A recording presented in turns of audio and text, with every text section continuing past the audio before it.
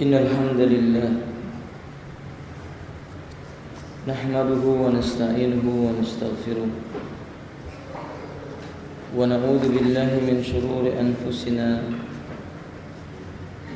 ومن سيئات أعمالنا من يهده الله فلا مضل له ومن يضلله فلا هادي له أشهد أن لا إله إلا الله وحده لا شريك له وأشهد أن محمدا عبد الله ورسول الله اللهم صل على محمد وعلى آله وأصحابه ومن تبعهم بإحسان إلى يوم الدين أما بعد. Kita melanjutkan pembahasan kitab Al-Mawsu'ah Al-Adab Al-Islamiyah, Mawsu'atul Adab Al-Islamiyah Al-Murattabah bil Huruf Al-Hijaiyah. Sampai di mana pembahasan terakhir? Adab bertetangga, poin keberapa? Poin yang keberapa? Nah, Al-Adabus Sadis, etika yang keenam, muwasatuhu bit-ta'ami wa la siyama idza kana faqiran. Membagi makanan kepada tetangga kita, sekalipun tetangga tersebut lebih-lebih tetangga tersebut termasuk golongan yang fakir. Falaisa min husnil jiwari ayasbi al-insanu wa jaru ja'iun. Bukan termasuk sikap yang baik dalam bertetangga bila seseorang itu perutnya selalu kenyang tetapi tetangganya dalam kondisi kelaparan. Wan Nabi sallallahu alaihi wasallam yaqul laisal mu'minu billadhi yusbihu wa jaruhu ja'iun ila janbihi. Bukan orang beriman yang senantiasa kenyang sedangkan tetangganya yang ada di sampingnya ia kelaparan. Wa katsirun minan nasi la ya'ba'u bi jiranihi fayati ila baitihi bil atayibi wa la yufakkiru fi jiranihi al fuqara wa hadha la yanbaghi bal idza sana'a al insanu ta'aman fayanbaghi law ay yu'ti jarahu minhu. Banyak di antara manusia mereka tidak memperdulikan penderitaan yang dimiliki oleh tetangganya. Mereka hanya memberikan kepada tetangganya itu bawa makanan yang mereka miliki tanpa memikirkan kondisi tetangganya yang fakir. Ini tidak pantas. Bahkan mestinya seorang muslim ketika dia membuat makanan, dia berikan tetangganya itu sebagian dari makanan buatannya.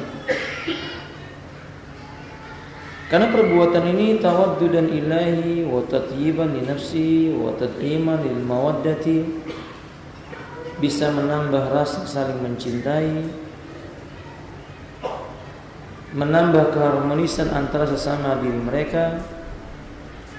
Dan Nabi SAW mengatakan idza tabiha ahadukum qidaran falyukthir mirqahu summa yunawilu jarhu minha. Bila seorang di antara kalian memasak sayur,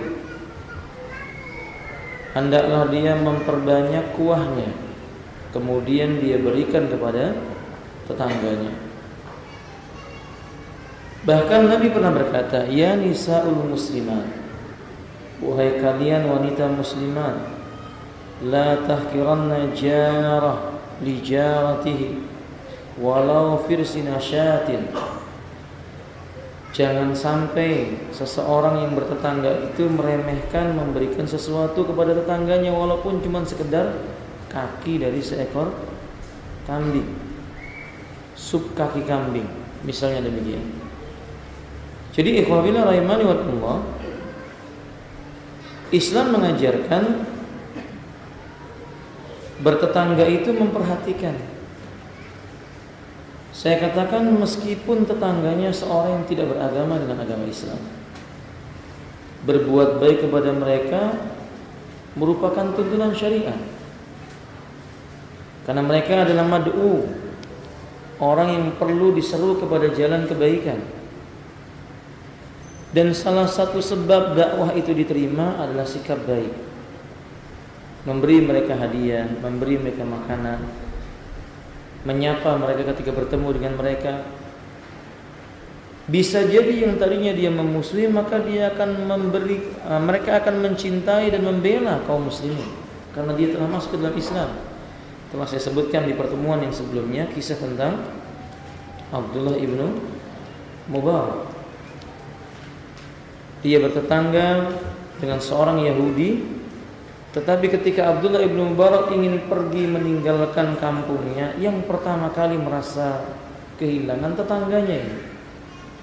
Padahal tetangganya seorang Yahudi. Tidak ada yang membuat Yahudi ini terpesona kecuali sikap baiknya Abdullah. Tidak menyakiti tetangganya, suka membagi makanan kepadanya, mengajak kepada kebaikan, sampai pada akhirnya Yahudi itu pun masuk ke dalam ajaran Islam. Kita jangan meremehkan pemberian yang kita berikan karena Allah kepada seseorang, karena bisa jadi dengan pemberian itu Allah bukakan pintu hidayah. Jangan memandang kecilnya benda yang kita berikan kepada tetangga kita, tetapi ketulusan kita, ketakwaan yang mendorong kita berbuat seperti itu akan bernilai besar di sisi Allah Subhanahu wa taala. Nabi pernah berkata kepada Aisyah, "Ya Aisyah, la tahqiranna." Wahai Aisyah, jangan kamu menganggap kecil atau remeh. Wa in kana bisiki tamratin, walaupun cuman separuh dari biji kurma. Kurma dibelah jadi dua perkara tersebut bila diberikan karena Allah Subhanahu wa taala ikhlas, ini bisa mengangkat derajatnya di yaumul qiyamah dan bisa memberikan rasa cinta kepada orang lain, dan orang itu pun mencintainya. Yang terjadi di negeri kita, syaitan telah memporak-porandakan barisan kaum muslimin kecuali yang dirahmati oleh Allah, sehingga satu dengan yang lainnya tidak mengenal. Kebiasaan mengantar makanan sudah tidak ada lagi. Kehidupan saling mementingkan diri sendiri sudah menjadi hobi mereka, sehingga tidak kenal siapa tetangganya. Bahkan yang fakir mereka tidak peduli lagi. Nas'alullah ta'ala as-salamu wal afiyah. Al-adabus sabi, kita singkat. Muasatu bil mali idza kana muhtajan. Bagi harta kita kepada tetangga kita kalau memang dia memerlukan. Berikan kepadanya. Karena pada hakikatnya alhamdulillah, harta yang ada pada kita ini milik Allah. Fala taj'alud dunya, jangan sekali-kali engkau menjadikan dunia ini, harta benda ini, akbaru hammikum, cita-cita tertinggi kalian, keinginan terbesar milik kalian. Jangan. Harta diberikan oleh Allah sebagai wasilah untuk mendekat kepada Allah. Tetangga mukmin, fakir, bisa jadi doa mereka yang kemudian dengan sebab itu Allah berikan kita kekayaan. Maka dalam riwayat Imam Ahmad, Nabi sallallahu alaihi wasallam mengatakan, jangan remehkan orang fakir. La tansa fuqara'akum, jangan lupakan orang fakir di antara kalian. Kata Umar bin Khattab radhiyallahu ta'ala, rubbama du'aul fuqara wa huwa jarukum ila Allah tabaraka wa ta'ala yustajabu lakum. Barangkali dan bahkan sering sekali boleh jadi doanya orang fakir yang menjadi tetanggamu kepada Allah Ta'ala, kemudian Allah berikan karunia-Nya kepadamu. Tetangga kita mengatakan, Rabbana ighfir lana wa li ikhwanina alladhina sabaquna bil iman wa la taj'al fi qulubina ghillan lil ladzina amanu. Tetangga kita mengatakan, Allahumma ij'al rizqan thayyiban alaina wa 'alal mu'minin. Berikan rezeki buat keluarga kami dan keluarga orang-orang yang beriman. Bisa jadi kita termasuk didoakan oleh mereka. Maka kalau kita punya kekayaan, jangan lupa, boleh jadi itu bagian dari rezeki yang Allah berikan dengan sebab doa orang fakir yang menjadi tetangga kita. Yang mereka berdoa, ya Allah, jangan engkau jadikan aku orang yang dengki kepada tetanggaku. Maka ternyata Allah berkahi itu menjadi sebab kita kaya raya dengan sebab doanya, karena doa dia tadi itu.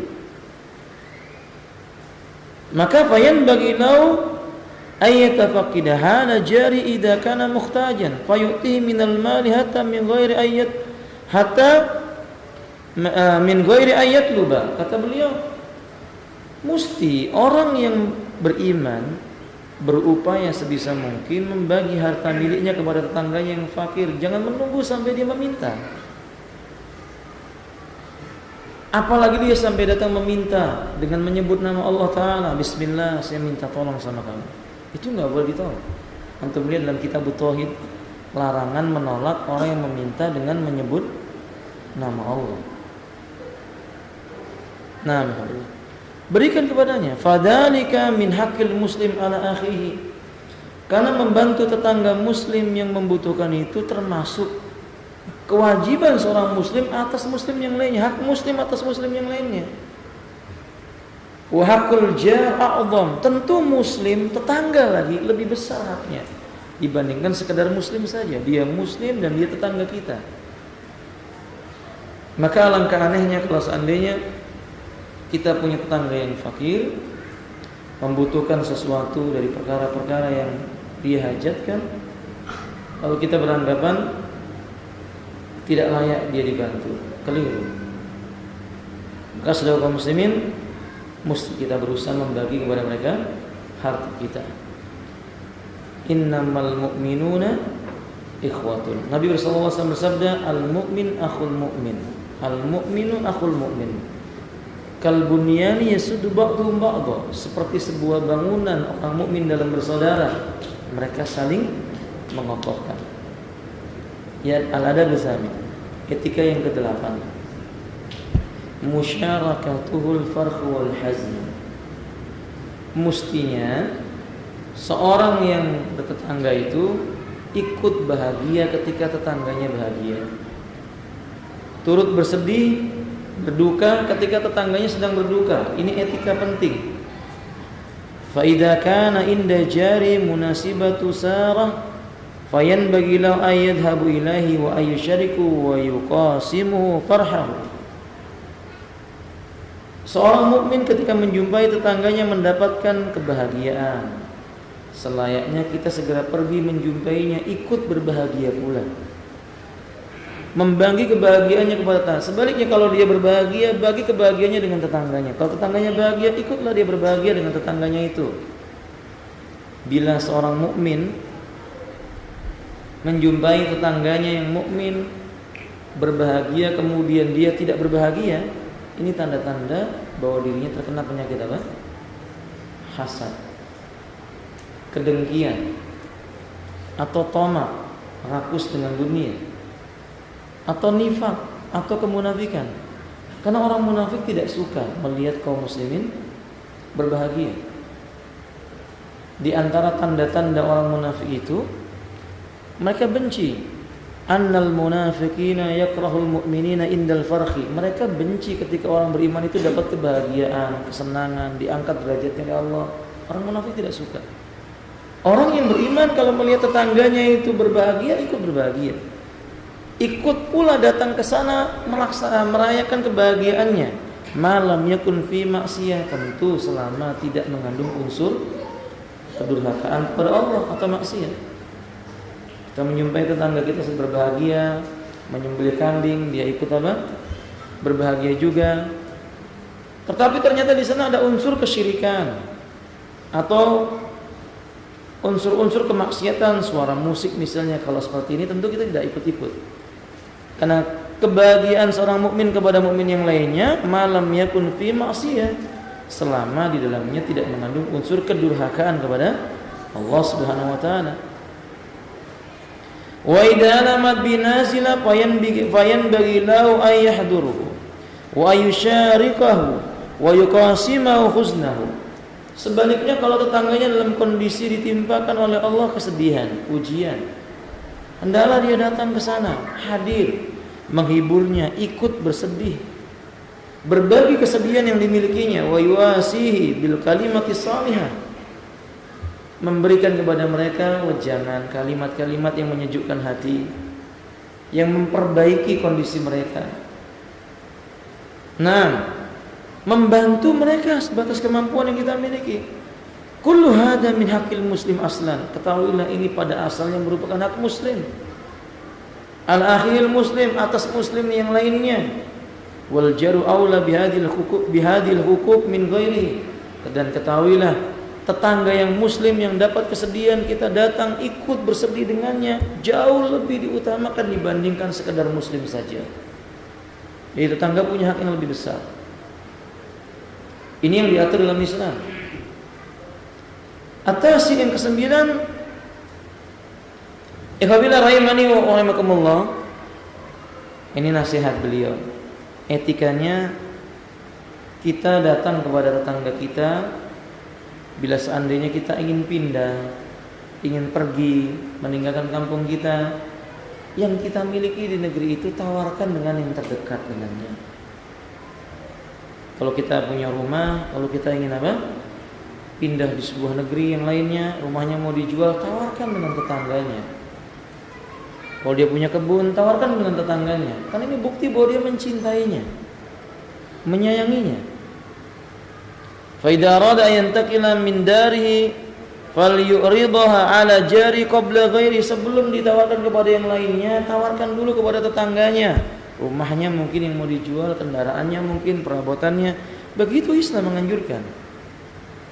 Dan anjuran yang seperti ini dalam rangka untuk mempererat persaudaraannya karena Allah Azza wa Jalla. Wa qad qala sallallahu alaihi wasallam man kanat lahu ardun fa arada bai'aha falyuridaha ala jarihi, kata beliau, barang siapa punya sebidang tanah ingin ia menjualnya, sodorkan dulu, tawarkan dulu kepada tetangganya. Ini penting ya kawan. Dan sekarang enggak dengar kabar apa? Sudah pergi.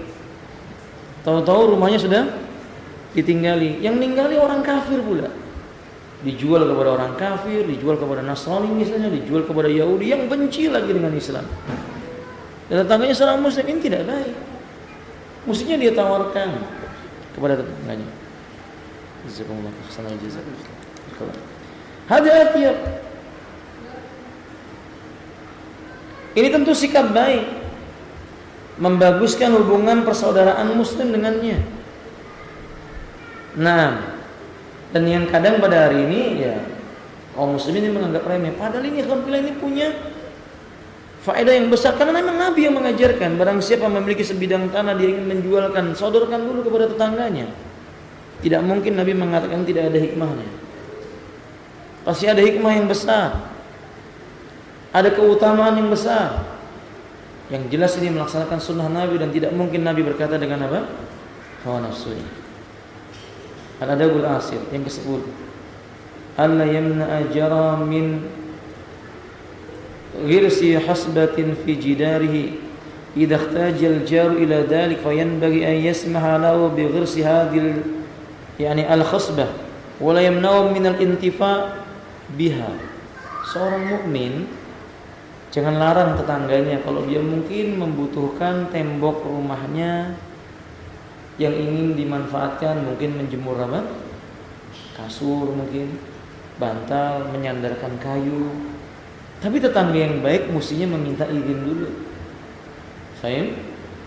Tidak langsung taruh begitu saja. Nah, tapi seandainya kita mengetahui demikian, mestinya kita memaklumi. Karena memang Nabi mengatakan janganlah seorang tetangga menahan tetangga yang lainnya ketika dia ingin menyandarkan sesuatu pada dinding rumahnya atau tembok rumahnya. Di sini dikeluarkan oleh Imam Bukhari dan Muslim dari Abu Hurairah radhiyallahu taala. Terkadang permasalahan yang remeh ini karena tidak mengerti adab bertetangga jadi bertengkar. Kan begitu ya billah. Summa qala Abu Hurairah ma li arakum anha mu'ridina wallahi la armina biha baina aktafikum ay la asrahanna wa la hadisanna biha bainakum mahman sa'ukum dalika wa auja'ukum. Ala kulli fa'ila rahimakallah. Yang jelas riwayat ini menjelaskan kepada kita mestinya banyak permakluman kepada tetangga yang lainnya. Cuman juga perlu dinasihati kepada setiap kita. Dinding milik tetangga bukan berarti milik kita. Faham tuh? Karena sebagian orang ini rumahnya buat dinding milik orang, kemudian dia dibangun rumah dindingnya milik tetangga, dia masukkan ke dalamnya. Tidak begitu yang dimaksud. Tapi sebaiknya saling pengertian. Jangan meremehkan perkara yang kecil ini, karena kadang-kadang pintu syaitan masuk kemudian membuat mereka berselisih. Yang ke-11, menghormati, mengagungkan kemuliaan tetangga, jangan mengkhianatinya. Di antaranya yanila bi ifsa'i sirrihi, jangan sebarkan rahasianya. Ikhwan, kita hidup bertetangga, tentu kalau kita punya permasalahan, yang paling tahu kondisi kita pertama kali siapa? Tetangga. Saya ikhwan, antum kalau mendengar suara piring pecah di tetangga, antum jangan suudzon dulu. Fahim? Pintu dibanting berat begitu, jangan berprasangka buruk dulu. Oh, mungkin istrinya sedang mencuci piring terpeleset lalu piring itu apa? Pecah. Oh, mungkin anaknya sedang bermain pintu kemudian pintu ditutup dengan keras. Sebab sebagian orang tidak memiliki akhlak, langsung berprasangka ini lagi perang. Suami lagi berantem dengan istrinya. Sebarkan kepada orang lain, itu bukan etika yang baik. Seandainya terbukti bahwa di sana ada sebuah perkara yang terjadi antara suami istri, itu tidak patut tetangganya menyebarkan kepada orang lain. Karena ini aib. Di antara rahasia tetangga itu tidak boleh disebarkan kepada orang lain. Nah, jangan menghinakan kemuliaannya, kehormatannya. Seperti misalnya menceritakan tetangga, pembantunya, ini termasuk menghinakan kehormatannya. Ikhwan, Imam An-Nawawi rahimahullah menyebutkan makna ghibah itu menceritakan kejelekan saudaranya dari segi fisiknya atau tingkah lakunya, atau menceritakan tentang pembantunya. Kita menceritakan kejelekan pembantu tetangga kita, itu termasuk ghibah. Enggak boleh dalam Islam. Nah, misalnya rahimah. Dan itu termasuk bagian daripada apa? Kehormatan seorang muslim. Tidak boleh dihinakan. Wala bil fujuri bi ahli, apalagi sampai berbuat nista kepada keluarganya, enggak boleh. Naudzubillah, tetangga hidup baik, dibantu, tiba-tiba istrinya dibawa lari olehnya, dinikahi olehnya. Naudzubillah, lelaki yang membawa lari atau menikahi istri tetangganya, pernikahannya tidak sah. Perkumpulan mereka dianggap zina. Di yaumil qiyamah Allah tidak akan memandangnya. 3 golongan, dalam ayat yang lainnya 5 golongan. Salah satu golongan yang tidak akan dilihat oleh Allah, tidak mau bicara Allah kepadanya, tidak akan disucikan oleh Allah. Bagi mereka disediakan azab yang sangat pedih. Golongan yang membawa lari istri tetangganya. Alhamdulillah min dzalik. Bukan tidak terjadi, ini sering terjadi. Nah, seorang mukmin mesti menjaga kehormatan tetangganya.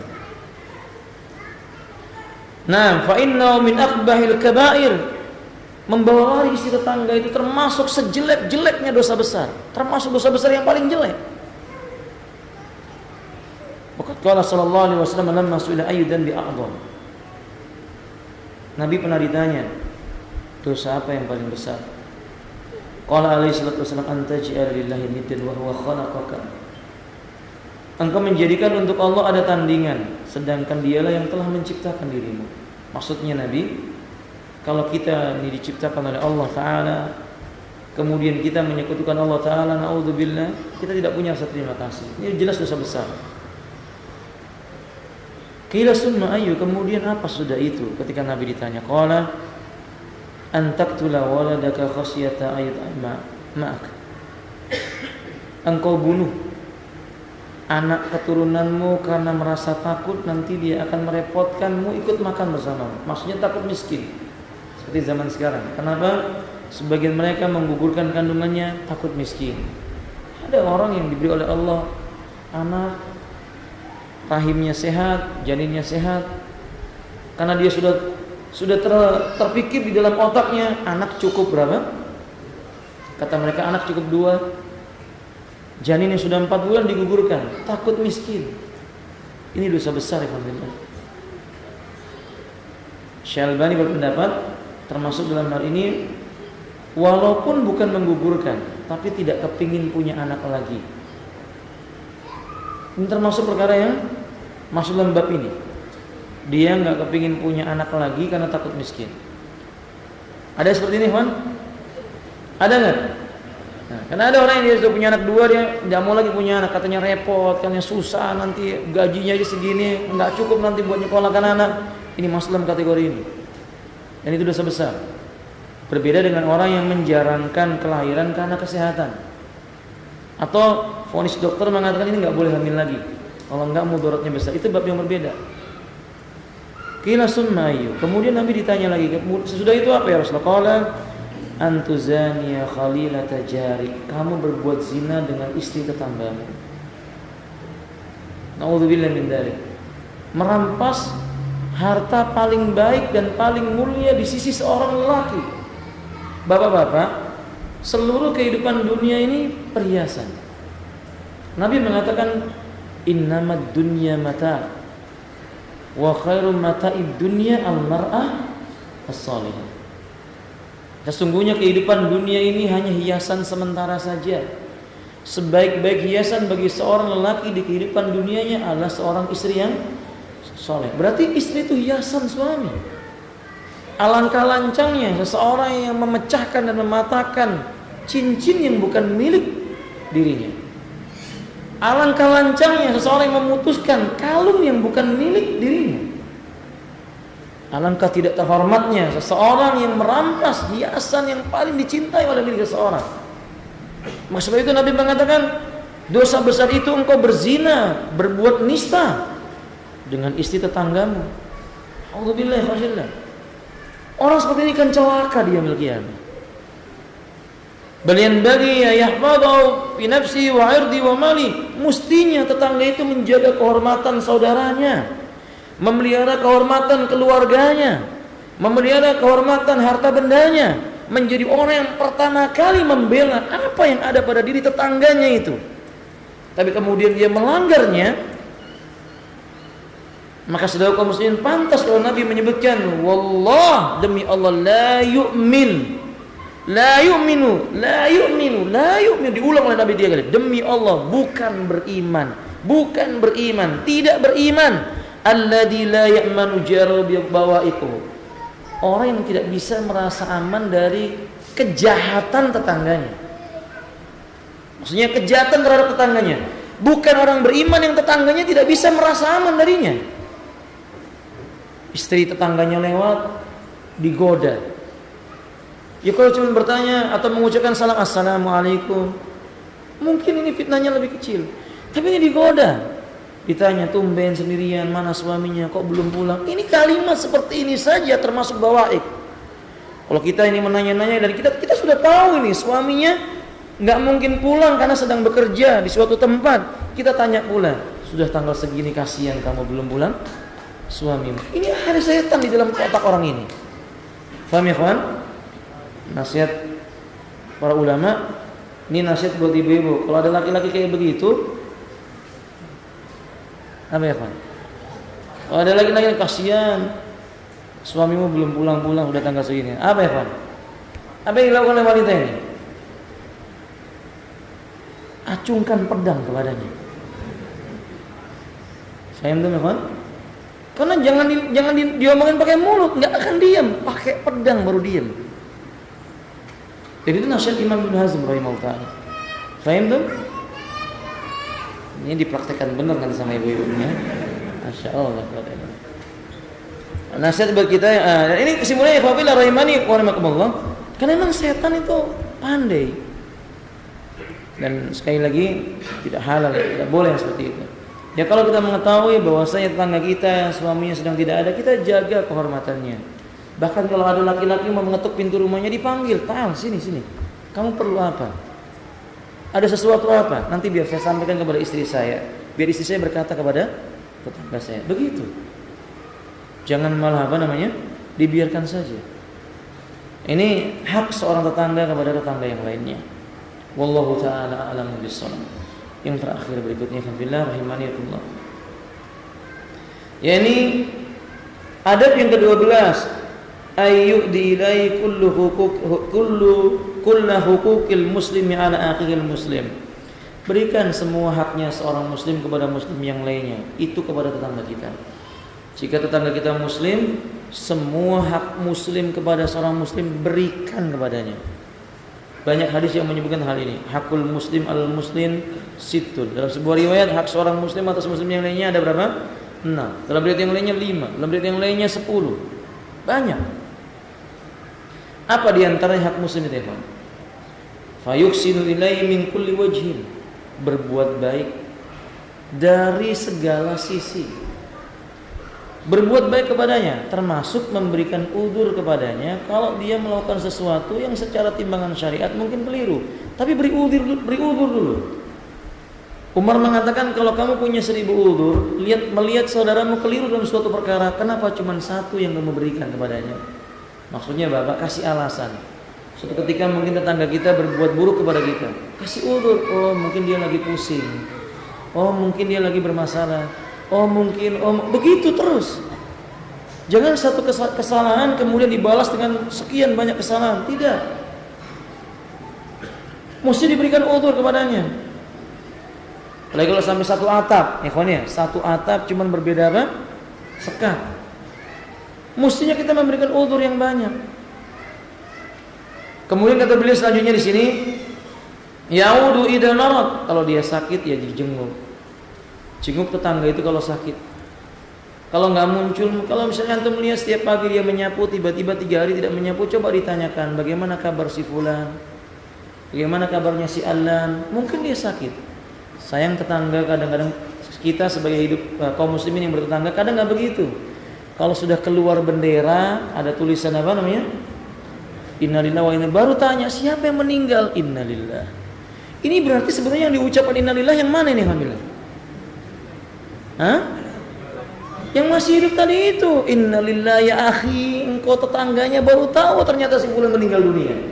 Kan begitu harusnya. Kan hatinya sudah mati. Mestinya kita tidak demikian. Lihat Rasulullah, beliau punya seorang lelaki pemuda Yahudi agamanya, tapi suka membantu Nabi, membantu pekerjaannya Nabi tidak menolak. Ketika pemuda ini sakit dikunjungi oleh Nabi, ishalu, gimana keadaanmu? Lalu kata Nabi SAW, aslim, ayo masuk Islam, engkau akan selamat.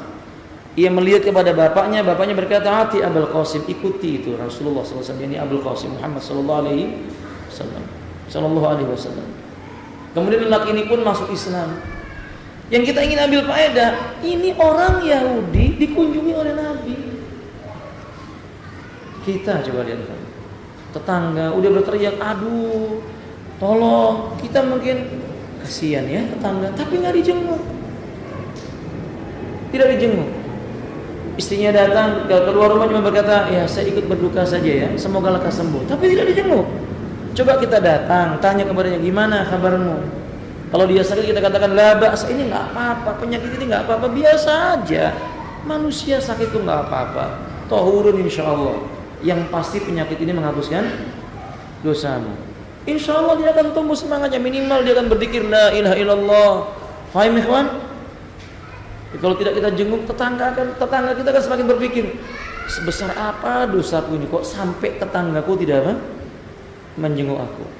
Nauzubillah min dzalik. Nah, kemudian kata beliau, kalau seandainya dia bersin, kita mengucapkan apa? Yarhamukallah. Kalau dia mengucapkan alhamdulillah. Kemudian menasihati dia, kalau kita melihat, nasihati dia dengan sesuatu yang kita pandang baik buat dia. Kasih saran yang membangun, Kasih kritikan yang bisa menyemangati untuk beribadah. Kritik yang baik. Afwan ukhti. Kemarin kalau ini ibu-ibu misalnya berjumpa tetangganya yang keluar rumah nggak pakai kaos kaki, afwan ukhti. Kaki itu aurat atau tidak? Aurat. Saya lihat ukhti kemarin tidak pakai kaos kaki. Takutlah kepada Allah. Dia akan semangat. Tapi kalau Anda mengkritiknya, apa itu jilbab gede kok nggak pakai kaos kaki? Ini bukan nasihat.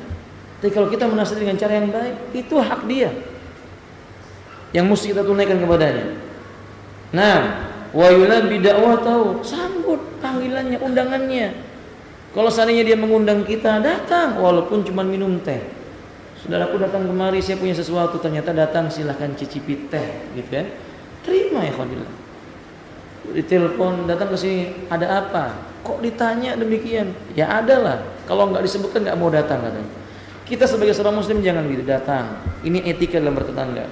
Kemudian apabila rahimanillah, termasuk berbuat baik kepada tetangga ini, jangan menggibahnya. Kalau seandainya tidak ada di sisinya suaminya, jaga kehormatannya, tadi udah kita terangkan. Ketika diri tinggal wafat, kita menghiburnya sampai hilang apa? Kesedihannya. Bab yang terakhir, nasihati dia, ajak kepada yang ma'ruf, cegah dari perbuatan yang mungkar. Ini sebagai penutupnya. Amar ma'ruf nahi munkar mulai dari tetangga. Bapak, kalau tetangganya setel musik kencang-kencang, dia apakan enggak? Tetangganya setel musik kencang sekali. Bapak mau sholat maghrib, dia apakan? Bapak balas pakai murotal kencang-kencang, gitu? Bukan. Datang kepadanya, beri hadiah. Pak, ini ada hadiah buat Anda. Kasih si dia apa? Murotal. Jadi begitu yang baik. Ketika nanti dia udah terima hadiahnya, saya mau sholat maghrib Pak, tolong dimatikan dulu. Bukan tolong dikecilkan, ini salah. Salah kaum muslimin ketika musik itu berbunyi, tolong Pak dikecilkan sedikit, salah. Masih kedengaran suaranya. Mestinya apa? Tolong dimatikan. Sahih? Berikan nasihat yang baik.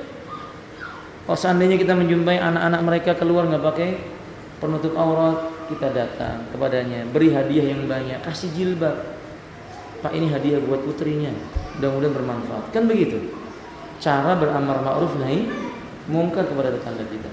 Kalau kaum muslimin melaksanakan ini, saya yakin sekafir apapun manusia, dia akan tunduk, dia akan merasa kagum dengan indahnya Islam. Yahudi kah dia, Nasrani kah dia akan mengerti bahwa kaum muslimin tidak pernah punya niat menyakiti manusia, tapi dia ingin mengajak kepada agama Islam. Sebagaimana Allah mengutus Nabi dengan mengatakan wa ma arsalnaka illa rahmatan lil alamin. Semoga Allah memudahkan kita hidup bertetangga karena Allah. Semoga Allah Subhanahu wa taala memberikan kepada kita tetangga yang beriman kepada Allah.